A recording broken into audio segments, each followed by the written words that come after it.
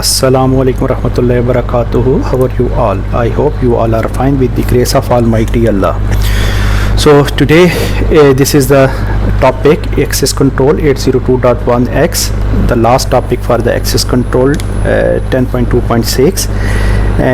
This access control, if you are going to see 802.1x is the standard is a port based access control and authentication protocol, same like we have a AAA authentication, authorization and accounting. So this is a one way to do the authentication, okay, or authorization or accounting. But another way you can also authenticate your client. How you can authenticate your client with the help of 802.1x? It's a port based authentication, we can also call it. So this protocol restricts unauthorized workstation from connecting to a LAN through a publicly accessible switch port. The authentication server authenticates each workstation that is connected to the switch port before making available to the services offered by the switch or to the LAN. So this is our supplicant, this is authenticator. So if you will connect your cable with this port, with the switch port, what it will do? So this, it will restrict the unauthorized workstation not able to connect. If you will see here, this it will not able to connect if it is unauthorized workstation, okay. So how it will be authorized? So it will send this the request to the authentication server. This authentication server will approve. If it will approve, then it will allow. If it is the authorized workstation, then this authentication server will approve the request of the supplicant, mean the client, okay. Then it will be able to connect with our LAN network, okay. So there are different terminologies. I'm going to explain about the different terminology. So the supplicant require access. So you can see the supplicant. What is a supplicant? Supplicant we call the client. So this device running 802.1x compliant software which is available for the wired or wireless device, okay. So this is our supplicant, we can also call client, okay. So because it has a software, but it will send the request to the authenticator. So authenticator will not allow, because if it is, it will restrict until unless once it will approve from this authentication server, okay. If it will be approved by the authentication server, then this supplicant, mean the client, will able to connect through this switch, okay. The switch we call the authenticator. This switch act as a intermediate between client and the authentication server. It requests identifying the information from the client and verify the information with the authentication server. So the client request will come here, then it will send this request, forward this request to authentication server and relay a response to the client. So this can be a switch, or this can be another device. It can be a wireless access point also. The wireless access point can also be a authenticator, okay. And authentication server, if you will see the authentication server, so this is our authentication server. Authentication server validate the identity of the client, because here it has a username and the password, okay. So because it will validate the identity of the client, okay. So and notify the switch, it will inform the switch, or it can be a switch or it can be a wireless access point, that the client is authorized, or if it is not authorized, it will block the port, okay. So this is the way the 802.1x will work, okay. Then the next topic, layer 2 security threat. If you will come to the layer 2 security threat, so in the endpoint security we also discuss about the access control security. So in this topic we will discuss about the layer 2 security threat. So layer 2 security threat, the way to secure the LAN by focusing on the frame found in the data link layer and the switch. If you will see here, if you recall the OSI reference model, so reference model, this is your reference model, okay. We have 7 layer OSI reference model. So this reference model is divided into a 7 layer, okay. So which work independently of the each other, because each layer is work independently. So this figure, if you will see the figure, show the function of each layer. So it will work on the physical link layer, and this is work data link layer work on the Ethernet frames, IP addressing, protocol port, and so on and so forth. So what they will do, the network administrator routinely implement the security solution to protect the element in layer 3 up to layer 7. They use VPN, they use firewall, and they use the IPS devices to protect these elements. However, if the layer 2 is compromised, then all the layer above it are also affected. So for example, if this will be compromised, then all other will be affected. Example, if a threat actor, mean the hacker with the access to the internet network, mean internal network, okay, internal network, and capture a layer 2 frame, then all security implemented on the layer above would be useless. The threat actor, the hacker, could cause a lot of damage on the layer 2 LAN network infrastructure. So this is very, very important. So it has to, or the internal network has to secure. Okay. So security is only as strong as the weakest link in the system, because if there is a weakest link in the system, then the security is a big issue. Layer 2 is considered to be the weak link because LANs are traditionally under the administrative control of a single organization, and we inherently trust all persons and devices connected to our LAN. This is obvious, because everyone we trust them, and they are employed, they are our students, and because of that one we trust them and we allow them to connect to our LAN. So today we have IoT devices, bring your own devices, and mobile phones, tablet, and so on and so forth, very sophisticated attacks. Our LAN have become more vulnerable to penetration. If you will see here, in addition to protecting layer 3 to layer 7, network security professional must also mitigate attack to layer 2 LAN infrastructure. First step in mitigating attack on layer 2 infrastructure is to understand the underlying operation of layer 2 and threat posed by layer 2 infrastructure. Attack against the layer 2 LAN infrastructure are described in the table and are discussed in more detail in the module hereafter. So these are the different attacks on the switch network or the layer 2 network. We can say what are the, list down the number of attacks on layer 2 LAN infrastructure. So these are the layer 2 LAN infrastructure attacks. MAC table attack include the MAC address flooding attack, we will discuss in detail. VLAN attack include VLAN hopping and VLAN double tagging attack. It is also included in that attack between the devices on the common VLAN. DHCP attack, it include DHCP starvation and DHCP spoofing attack. ARP attack include ARP spoofing and ARP poisoning attack. Address spoofing attack include MAC address and IP addressing spoofing attack. STP attack, as we have seen in our last two chapters, spanning tree and MAC address, spanning tree protocol, we discuss in detail. So spanning tree is enabled by default, but it has some type of vulnerability, so we need to mitigate that one. Okay, how we can mitigate, how we can control, how we can overcome, we will discuss once we will discuss about the spanning tree attack. So it includes spanning tree protocol manipulation attack. Switch attack mitigation. This table provides the overview of the Cisco solution to help mitigate layer 2 attack. If you will see here, so we can mitigate our layer 2 attack with the help of port security. I will show you. So first we will do a MAC flooding attack. Okay, I will this attack. Okay, MAC overflow attack, MAC address flooding attack. I will demonstrate you, and then I will show you how you can protect it with the help of port security. So we will do the practical, and I will show you the practically how you can launch the attack and how you can protect it.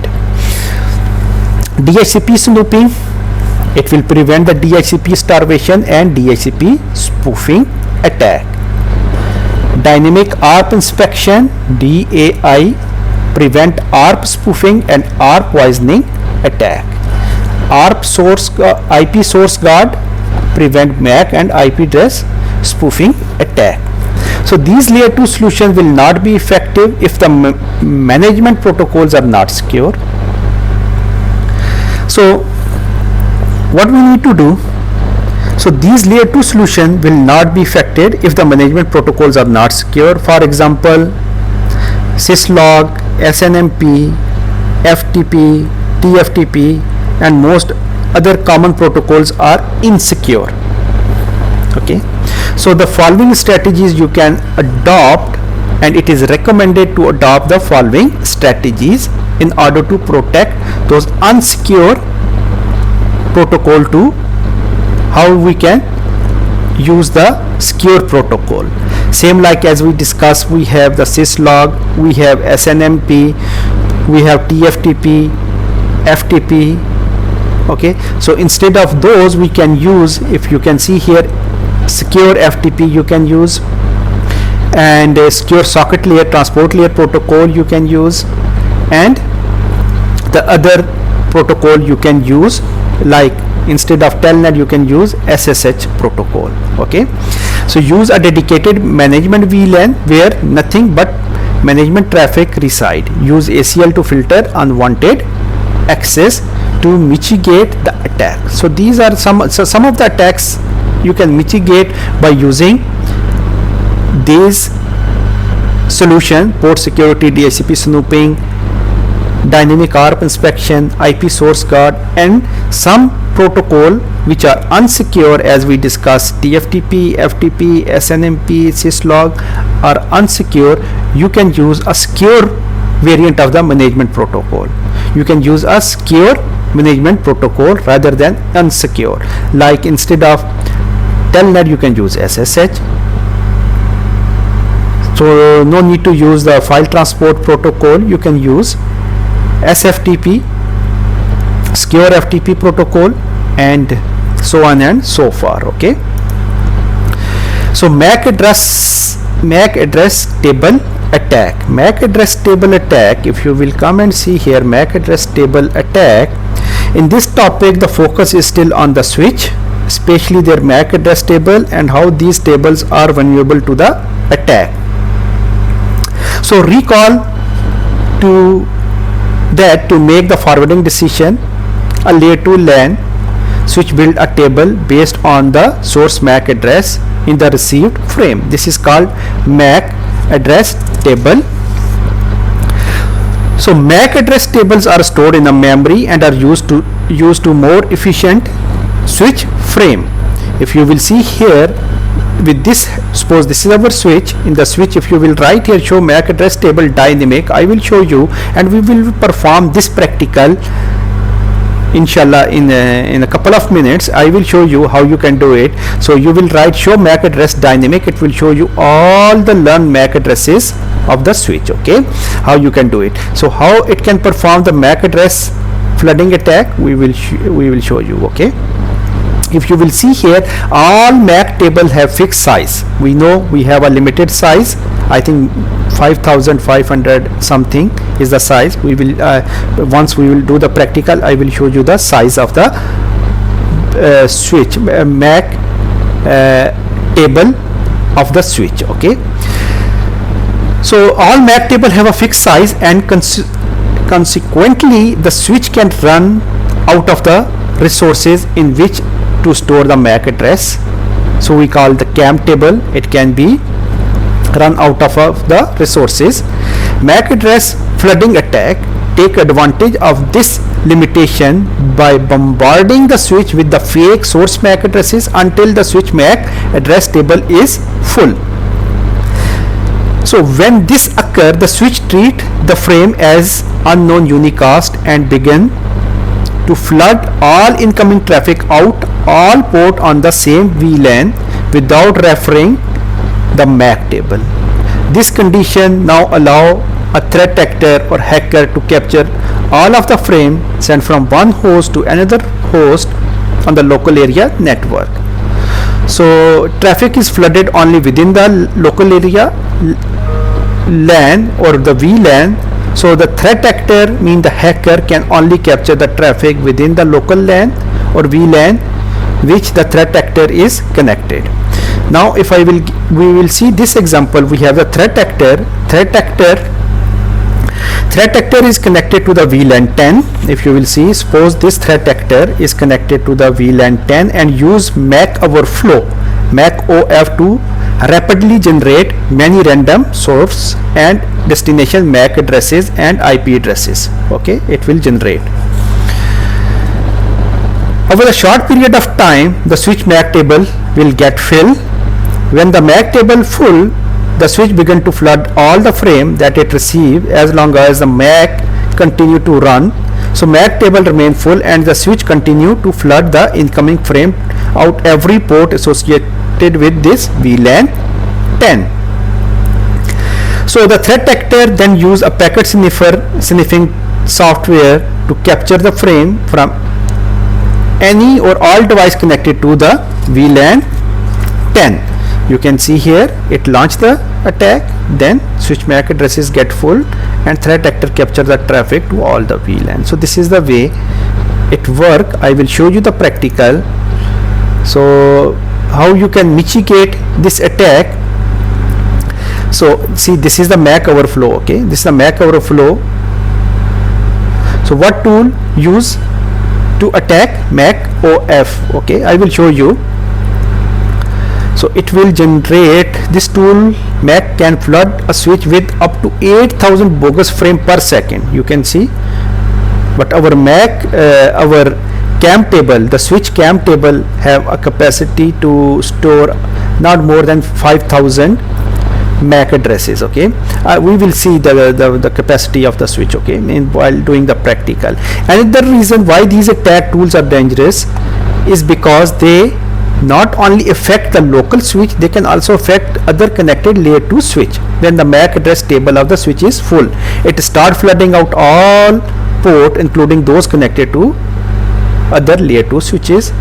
So to mitigate MAC address table overflow attack, the network administrator must implement the port security. So the port security will only allow the specific number of source addresses to be learned on the port, and the port security we will discuss during the practical. Also we have the next chapter, we will discuss in detail about how you can configure the port security. We can see it is a one way of to mitigate MAC overflow attack, but it cannot mitigate 100% MAC fake MAC addresses. Even I will show you how you can generate the same MAC address which are allowed during the port security configuration. It is possible, but it is to somehow it is a way to mitigate the MAC address table overflow attack. Okay, so 10.5 LAN attack. So this video I will also show you the video. This video cover VLAN hopping attack, VLAN doubling tagging attack, DHCP starvation attack and DHCP spoofing attack. Let's start the practical. We will see now. Let's come to the practical. If you will see the practical here, so attacker PC is connected to the VLAN 20 port number 20 and port number 20 if you will see here, and some users on VLAN 20, some users on VLAN 10.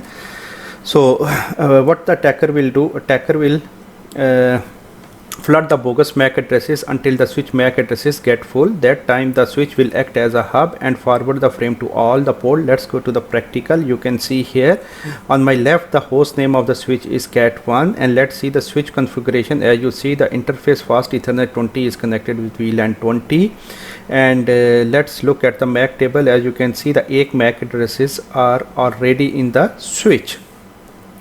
Let's see the total MAC address space available in the switch. In the switch, if you will see here, show MAC address count, and total 5080 total MAC addresses. If you will see here, 5080 MAC addresses. Let start the attack in a second, and the MAC table of the switch get full. Let's see the MAC table of the switch, and then we can see here the MAC addresses, and see it is bombarded with the bogus MAC addresses. Show MAC address table dynamic. It will show the MAC addresses learned. You can see all the MAC addresses, bogus MAC addresses. So we can clear the MAC address table. And what is the solution to mitigate the MAC overflow attack? So only solution is, if you will see here, we have clear the MAC address dynamic. Only solution is the port security. If we will configure the port security, then we can mitigate this MAC address overflow attack. Okay, so let's start the run the attack again now. So but first let me configure the, before going to run the attack again, so let me configure the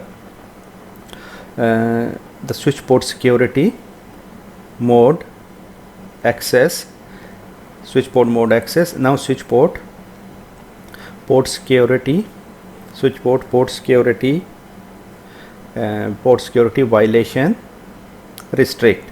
Okay, so now we can see here.